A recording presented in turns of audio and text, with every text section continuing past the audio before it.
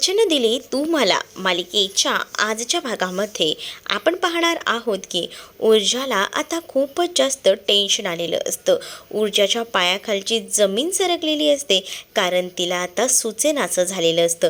तिला कळत नसतं की शौर्याची तब्येत कधी बरी होईल. शौर्यासाठी आता तिचा नुसता आता जीव वर खाली होत असतो. तिला वाटत असतं की शौर्य पटकन बरा व्हायला हवा आणि त्यासाठी ती काहीसुद्धा करायला तयार होती. शौर्याला भेटायची तिची इच्छा होती, पण तिला आता कोणीही भेटू देत नव्हतं. पण आता मात्र इकडे असणारी आजी ही ऊर्जाला समजवत होती, पण त्या दोघींकडेही बरोबर लक्ष होतं. ते म्हणजे दिव्या मुद्दामून त्या दोघींकडे बारकाईनं लक्ष देत होती. दुसरीकडे आता पाहायला मिळतं हर्षवर्धन शौर्याला भेटायला गेलेला होता. शौर्याला भेटत असतानाच त्याच्या डोळ्यामध्ये आता अक्षरशः पाणी आलेलं असतं, कारण शौर्याची ही अवस्था त्याला बघवत नसते. शौर्य हा एका वेगळ्याच द्विधा मनस्थितीत असतो, म्हणजे शौर्य कोमात गेलेला असतो आणि ही अवस्था जेव्हा हर्षवर्धनला बघवत नाही ना, तेव्हा हर्षवर्धनला खूपच जास्त त्रास होऊ लागतो. हर्षवर्धन भेटून वगैरे बाहेर येतो, तेव्हा आता विजया त्यांना विचारते की शौर्य काही हालचाल करतोय का? नाही, शौर्यकडनं काही होप्सच नाही आहे. शौर्य आता सगळीकडनं अडकून गेलेला आहे. मग आता काय? इकडे मात्र हर्षवर्धन एकदमच रडत असतात, तर आता विजया गेलेली असते भेटण्यासाठी आणि विजया जेव्हा भेटायला जाते ना, तेव्हा मात्र आता आजी ही ऊर्जाशी बोलत असते. ऊर्जाला सांगत असते की आता तू इथे थांबू नकोस जा, आता तुला घरी जायला हवं. इथे जास्त वेळ थांबूनही काही होणार नाही आहे, पण शौर्याला जोपर्यंत बरं वाटत नाही तोपर्यंत मी कुठेही जाणार नाही, असा देखील आता ऊर्जाचा हट्ट असतो. हे सगळं ऐकून तर दिव्या चकित होत असते. तिला काही कशाचा ताळमेळ लागत नसतो. नेमका ऊर्जाचा आणि शौर्याचा काय संबंध आहे या गोष्टी तिला क्लिअर होत नसतात. परंतु आजी आता म्हणत असते की इथे बघ, हर्षवर्धन सुद्धा आहे, विजयसुद्धा आहे, इथे फक्त एकालाच थांबायची परवानगी आहे, त्यामुळे तू नको काळजी करू. जे काही असेल ते मी तुला फोनवर सांगेन, पण आता इथे उगाच गर्दी करून चालणार नाही आहे. पण शौर्य बरा व्हायला हवा, असं सुद्धा रडतच आता इकडे ऊर्जा बोलत असते. आजी म्हणत असते की तू म्हटलीस ना शौर्य बरा होईलच, काळजी करू नको. शौर्याच्या बाबतीत आपण विचार करतोय तो सगळा ठीक आहे, पण दुसरीकडे दिव्या म्हणत असते की तुला कळत नाही का? सांगितलं आहे ना की आतमध्ये आता कोणाला भेटायला देणार नाही, मग तू का फोर्स करतेस, का हट्ट धरतेस? तुला काही आतमध्ये जायला भेटणार नाही आहे, असंही दिव्या आता तिच्यासोबत बोलत असते. दिव्या जेव्हा हे सगळं बोलते ना, तेव्हा मात्र आता इकडे आईसाहेब आणि म्हणजेच आजी आणि इकडे ऊर्जा ह्या दोघीही जणी बोलत असतात. तर दिव्याला ह्याचं दोघांचंही बोलणं थोडं संशयास्पद वाटत असतं. म्हणजेच ऊर्जा आता म्हणत असते की जे काही झालं ते माझ्यामुळे झालं, हे व्हायला नको होतं, पण अचानकपणे मी तुम्हाला फोन केला आणि तुम्हीही धावत आलात. हे सगळं काही ऊर्जा बोलत असतानाच आता या दोघींचाही नंबरही एकमेकांकडे होता, पण ह्या दोघींचं बोलणं कधी झालं होतं, कधी ह्या भेटल्या होत्या, हा विचारच ना आता हर्षवर्धन त्यासोबत दिव्याच्या डोक्यातही फिरत असतो. कारण आहे ना, ह्या सगळ्यांना तोच संशय येत असतो की हे नेमकं काय चाललेलं आहे. या काही गोष्टी ना क्लिअर होत नसतात, समजत नसतात. मग आता इकडे ऊर्जा जी आहे ती घरी आलेली असते, पण ऊर्जाच्या डोक्यामध्ये हॉस्पिटलचं ते सगळे प्रसंग फिरत असतात. कारण तिला आता काही झालं तरीसुद्धा असंच वाटत होतं की लवकरात लवकर शौर्य शुद्धीवर यायला हवा, शौर्य बरा तर होईल ना, असाही विचार ना तिच्या डोक्यामध्ये येत असतो. ती आता थोडी रडत असते आणि तेव्हाच ना इकडे मात्र असणाऱ्या वाचं लक्ष नसतं. पूर्वा खरं तर साड्यांच्या वगैरे नीट घड्या घालून ठेवत असते आणि तेव्हाच ना साड्यांच्या घड्या नीट घालून ठेवत असताना तिचं लक्ष जातं की ती ऊर्जा रडत आहे. ऊर्जा रडताना तिला जशी दिसते तशी ती ऊर्जाकडे जाते आणि ऊर्जाला विचारते ऊर्जा काय झालं आहे. त्यावर भावूक झालेली ऊर्जा आता रडतच सांगू लागते की तो गोळी घालायला आला होता. मग पूर्वा म्हणते कोण आलं होतं गोळी घालायला, नीट सांग काय झालं आहे ते, असंही ती आता म्हणत असते. जेव्हा आता ती ह्या सगळ्या गोष्टी बोलते तेव्हा मात्र आता ऊर्जा म्हणत असते अगं तो मला सांगत होता बाजूला हो, पण मी त्याचं ऐकलं नाही आणि हे सगळं बघितलंच ना केवढं भयानक झालेलं आहे ते, हे सगळं काही व्हायला नको होतं, असं देखील आता ती म्हणत असते.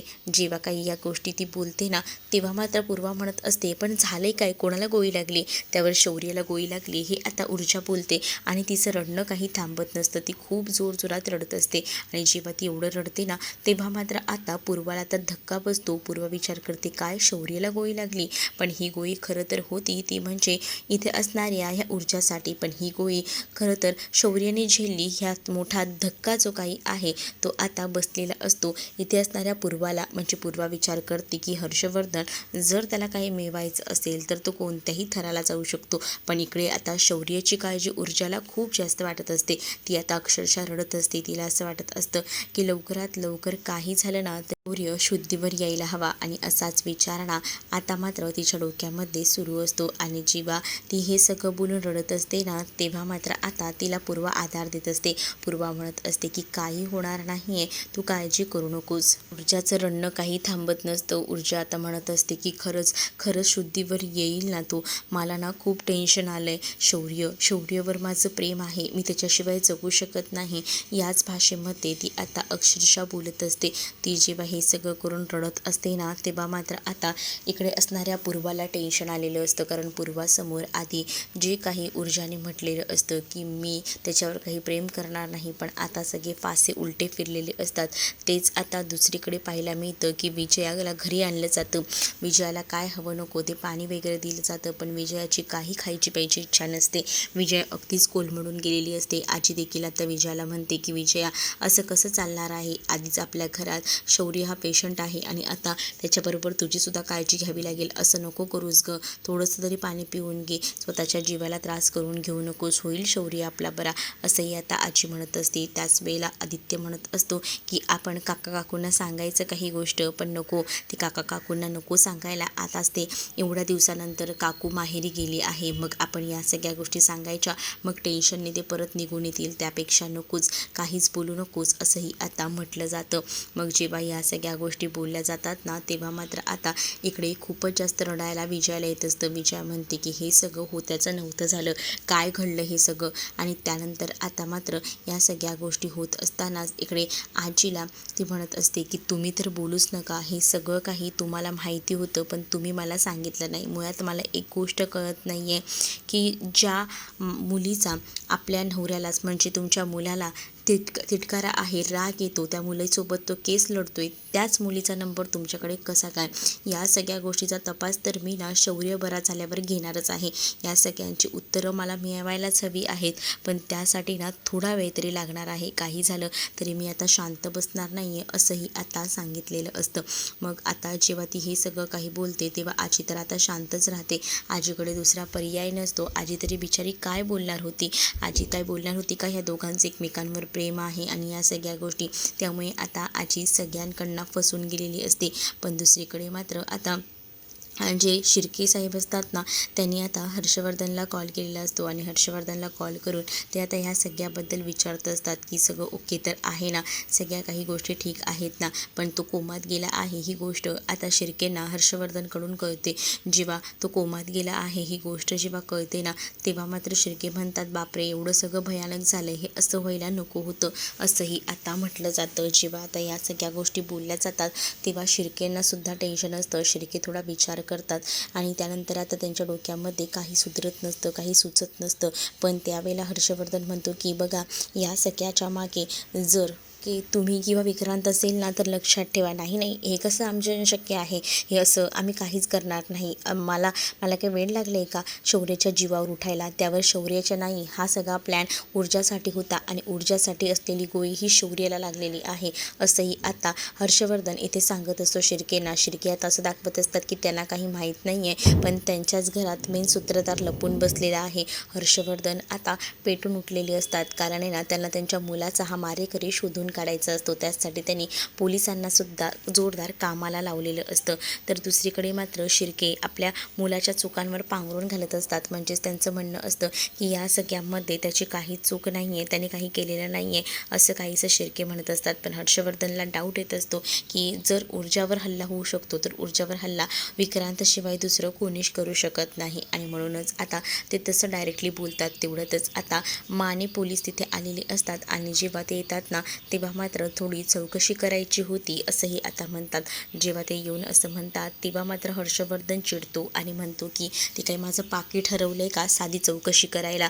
इकडे माझ्या मुलाला गोळी लागली आहे, माझा मुलगा एवढ्या मोठ्या संकटात आहे आणि तुम्ही इथे आलात, तुम्हाला काही कळतं आहे का. इथे खरं तर गरज होती ती म्हणजे हुडबुट्ट्यांची, ते कुठे राहिलेत, ते फक्त तिथे बसून ऑर्डरी देत आहेत का, त्यांनी इथे यायला हवं होतं, या सगळ्याची शहानिशा करायला हवी होती. आणि मला काही झालं ना तरी या सगळ्यामध्ये कोण आहे, या सगळ्याचा मारेकरी कोण आहे हे हवंच आहे शोधून. कोणत्याही परिस्थितीत मला स्टेटमेंट घ्यायचं आहे आणि यासाठी मी आलो आहे असं देखील आता म्हटलं जातं. तुम्हाला काही कळतं आहे का? माझा मुलगा कोमात आहे आणि तुम्ही स्टेटमेंट घ्यायला इथपर्यंत आलात, असं देखील आता हर्षवर्धन रागारागात बोलत असतो.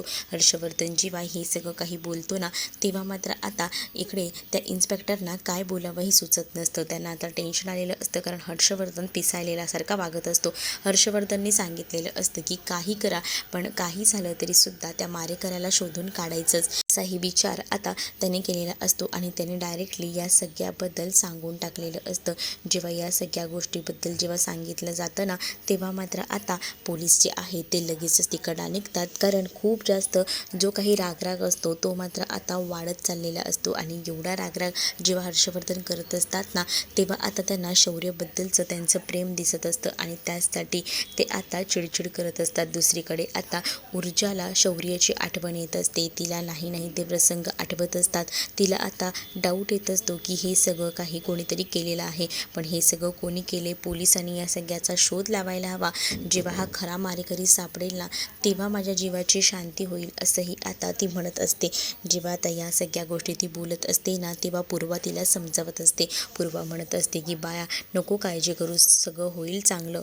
पूर्वा आता भरपूर समजवायचा प्रयत्न करत असते, कारण पूर्वाला माहिती असतं की ऊर्जा ही कोणत्या संकटात अडकली आहे ती. म्हणूनच ती म्हणत असते की तू काळजी करू नकोस, सगळ्या काही गोष्टी नीट होतील, असंही आता म्हटलं जातं.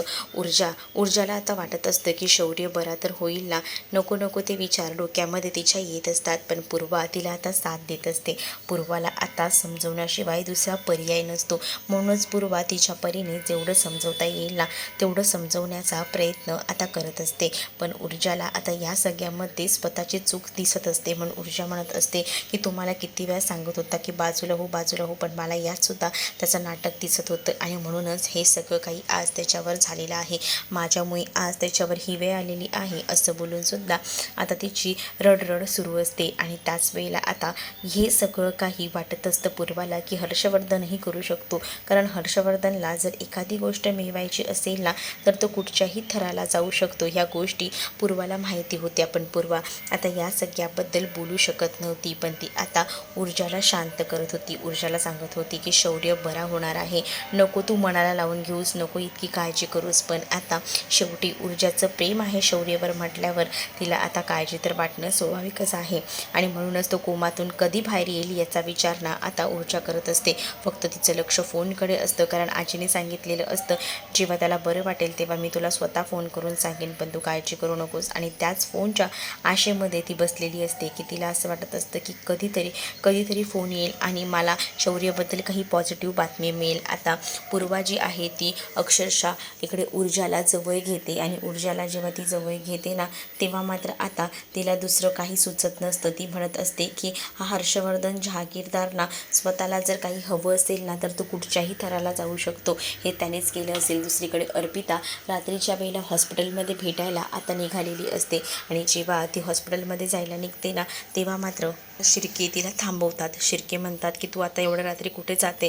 ती म्हणते ऑफकोर्स मी माझ्या शौर्याला बघायला चाललेली आहे. मला शौर्याशिवाय आता दुसरं काही सुचत नाही आहे. माझ्यासाठी माझ्या आयुष्यात शौर्य खूप जास्त इम्पॉर्टंट आहे आणि त्याचसाठी मी आता चाललेली आहे, असंही ती आता म्हणत असते. पण आता नको ना जाऊ बाळा, जरा थांब ना, जरा शांत हो, असंही बोलून आता तिला थांबवायचा प्रयत्न केला जात असतो. पण शौर्य तर ठीक असेल ना, शौर्य ठीक आहे. आता शौर्य जो आहे त्या शौर्यबद्दलची माहिती काही झालं तरी द्यावी लागणारच असते. मग शौर्य कोमात गेला आहे ही गोष्ट आता जेव्हा अर्पिताला समजते, तेव्हा अर्पिताच्या पायाखालची जमीनच आता सरकलेली असते. अर्पिताला काही केल्या सुधरत नसतं. अर्पिता आता खूप मोठ्या संकटात अडकलेली असते आणि त्याच वेळेला आता अर्पिता म्हणत असते की काय शौर्याला कोमात गेला आहे शौर्य. आणि जेव्हा ती बोलते तेव्हा तिथे ती कोलमडून जाते आणि तेवढ्यातच ना तिथे आता हा विक्रांत आलेला असतो. विक्रांत जेव्हा येतो तेव्हा म्हणतो की काय झालं आहे, ऑल ओके ना. तेव्हा विक्रांतला आता शिर्के म्हणत असतात की हे सगळं मूर्ख मुला तुझ्यामुळे झालंय, तू जे काही केलंयस ना त्याचे प्रायश्चित्त भोगायला लागतात. अरे तो कोमात गेलेला आहे, तो कोमातनं बाहेर नाही आला ना तर आपण आहे ना खूप मोठ्या अडचणीत सापडू, एवढं लक्षात ठेव. आणि तू कोणाला सुपारी दिली होतीस या सगळ्याची असं देखील आता विचारलं जातं. त्याच वेळेला तो सांगतो की मी ही सुपारी ना मंगलकुमार केशर ह्याला दिली होती. मग आता हा मंगलकुमार केशर 3 महिन्यापूर्वी जेलमधून सुटला होता, त्याच माणसाला मी सुपारी दिली. मग आता तो कुठे आहे असं देखील विक्रांतला शिर्के विचारतात. त्यावर विक्रांत सांगू लागतो की तो आता अंडरग्राऊंड आहे. अंडरग्राऊंड तुला वाटतंय का ह्या सगळ्या गोष्टी सोप्या आहेत? तुला माहिती आहे का हर्षवर्धन आहे ना इतका महान वकील आहे ना, तो जर भुयारात जरी कोणी लपून बसलेलं असतं ना तरी त्याला शोधून काढेल, एवढा तो प्रेशर लावू शकतो पोलिसांसमोर. आणि तुला ह्या गोष्टी का कळत नाही आहेत असं देखील आता म्हटलं जातं. तेव्हा मात्र आता विक्रांत म्हणत असतो की काळजी करू नका, त्यांना तो मंगल केशर कधीच भेटणार नाही. कसं काय म्हणू शकतोस रे, तो कधीच भेटणार नाही, एवढं कुठे लपवून ठेवलेस रे तू त्याला. त्यावर मंगल केशरला मी सुपारी दिली होती पण त्याने हे काम केलंच नाही. आता एकदा म्हणतोयस की तू त्याला सुपारी दिली होतीस आणि आता म्हणतोय की त्याने काम केलेलंच नाही आहे. नक्की तुला म्हणायचं काय आहे ते मला सांगतोयस का नीट? त्यावर आता इकडे सांगितलं जात असतं की बघा खरं तर मी त्याला सुपारी दिली होती पण त्याने ना हे काम ना त्याच्या एका दुसऱ्या साथीदाराला सांगितलं होतं, जेणेकरून ना या सगळ्या गोष्टीत ना कोणाला कळायला नकोत यासाठी. आणि हे जेव्हा म्हटलं जातं तेव्हा मात्र आता अर्पिता म्हणत असते की बघ काही झालं ना तरी तुझ्यासाठी खूप मोठा धोका आहे. म्हणजे मी तुला स्पष्ट आणि सरळ सांगते, देवाकडे प्रार्थना कर की शौर्य या सगळ्यातून बाहेर यायला हवा. जर शौर्य कोमातून बाहेर नाही आला तर बघ मग मी स्वतः पोलीस स्टेशनला जाईन आणि तुझ्याबद्दल तक्रार दाखल करेन की ह्या सगळ्यामागे तुझाच हात आहे. मग विचार कर, मी तेव्हा कोणताही विचार करणार नाही की तू माझा भाऊ आहेस की आणि काही, कारण माझ्यासाठी ना शौर्य शुद्धीवर येणं गरजेचं आहे आणि शौर्य माझ्यासाठी खूप जास्त महत्त्वाचं आहे असं देखील आता ती सांगू लागते. आणि जेव्हा या सगळ्या गोष्टी ती सांगते ना तेव्हा मात्र आता हे सगळं ऐकून इथे असणाऱ्या या शिर्केंना सुद्धा धक्का बसतो. शिर्के आता म्हणत असतात की हे सगळं काय म्हणतेस अर्पिता तू? अर्पिता म्हणते जे काही बोलते ना मी ते सरळ बोलते, मी हर्षवर्धन अंकलला ना सगळं सांगून टाकणार आहे, कारण माझ्यासाठी माझं शौर्य खूप जास्त इम्पॉर्टंट आहे. दुसरीकडे आता ऊर्जा ही आता झोपलेली असते आणि ऊर्जा जेव्हा तिचा चुकून डोळा लागतो ना तेव्हा तिच्या डोळ्यासमोर ना सारखं तेच चित्र येत असतं, तिला दुसरं काही सुधरत नसतं. ती आता विचार करत असते आणि तिला शौर्याला गोळी लागलेला तो प्रसंग आठवतो. आणि जेव्हा तिला तो प्रसंग आठवतो ना तेव्हा मात्र आता तिचं भान हरपतं, तिकडे तिकडे बघू लागते. आणि जेव्हा तिला या सगळ्या गोष्टी लक्षात येतात तेव्हा मात्र आता इकडे ती पुन्हा रडत असते. आणि जेव्हा ती एवढी रडते ना तेव्हा मात्र आता तिला कसं बसं शांत करायचं काम इकडे पूर्वा करत असते. पूर्वा म्हणत असते की बाया नको ग इतका विचार करू, नको इतकं काळजी करू, सगळं काही ठीक होईल असंही आता ती बोलून तिला शांत करायचा प्रयत्न करते. तेवढ्यातच ना आता ऊर्जाचा फोन वाजतो. ऊर्जाचा फोन वाजल्यामुळे आता ऊर्जा जी आहे ती लगेचच फोन उचलते. पण ऊर्जाला खरं तर हा फोन जो आहे तो अननोन नंबरवरनं आलेला असतो आणि त्यामुळेच आता तिला हे माहीत नसतं की अननोन नंबरवरनं फोन आलेला आहे. पण ती फोनवर बोलत असते, हॅलो हॅलो काही झालं तरीसुद्धा शौर्य शुद्धीवर आलाय का, बोला ना, हॅलो शौर्य शुद्धीवर आलाय का असं ती म्हणते. पण त्यानंतर तिला कळतं की हा तर रॉंग नंबर होता आणि म्हणूनच मग ती फोन ठेवून देते. पण शौर्यासाठी एवढी वेडी झालेली ऊर्जा आता पूर्वाने पहिल्यांदाच पाहिलेली होती. आता पूर्वाला स्वतःला कळत नव्हतं की ऊर्जाचं काय करावं काय. पण आता ऊर्जा एवढी रडत असते ना, ऊर्जा थक्क झालेली असते, कारण ऊर्जासाठी ना काही झालं तरीसुद्धा आता शौर्याची तब्येत बरी व्हायला हवी होती. दुसरीकडे आता पुढील भागात पाहायला मिळतं की दिव्यावर आता कडक आरोप केले जात असतात. म्हणजेच दिव्याला आता सरळ सरळ सांगितलेलं असतं की हे सगळं काही तुझ्यामुळे झालेलं आहे, या सगळ्याला तूच जिम्मेदार आहेस. आणि या सगळ्या गोष्टी जेव्हा बोलल्या जातात तेव्हा मात्र आता दिव्या हैराण होते, कारण दिव्याचीच बहीण ऊर्जा असते आणि म्हणूनच आता सगळे आरोप थेट ना आता इथे दिव्यावर होत असतात. विजया तिला रोष देऊन बोलत असते. दुसरीकडे मात्र आता शौर्याच्याच बाजूला हर्षवर्धन बसलेले असतात. पण ही गोळी कोणी घातली असेल, काय झालं असेल तेव्हा नेमकं, जोपर्यंत आता शौर्य शुद्धीवर येत नाही ना तोपर्यंत काहीच गोष्टी कळणार नाहीत असा देखील विचार ना आता डोक्यामध्ये सुरू असतो. आणि जेव्हा या सगळ्या गोष्टी डोक्यामध्ये सुरू असतात ना तेव्हा मात्र आता हर्षवर्धन इतकाच विचार करतात की शौर्य जेव्हा शुद्धीवर येईल तेव्हाच काय ते समजेल. आणि म्हणूनच आता शौर्याच्या शुद्धीवर यायची ते आता वाट बघत असतात.